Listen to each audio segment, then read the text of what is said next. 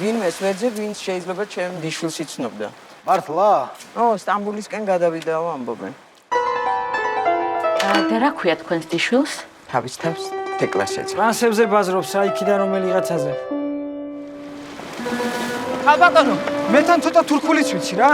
ინგლისურიც ვიცი რა, ის YouTube-ის ყურებით ვისწავლი. თქვენ მაგივრად მე დაველაპარაკები რა ამ ხალხს.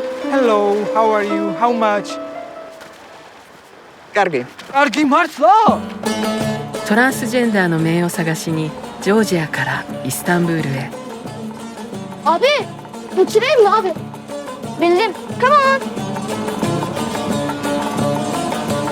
Abla yok öyle biri burada. ცხოვრება ერთში. მაგრამ კარგი ამბავიც მაქვს. ვიღაც გოგოს შევხვდი, რაღაც ორგანიზაციაში მუშაობ. 出会ったのはトランスジェンダーの弁護士エブリム What's her name again?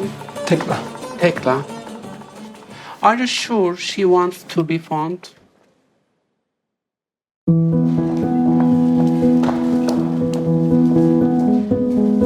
შენ მითხარი რომ დედა შენი არ ცხოვრობს.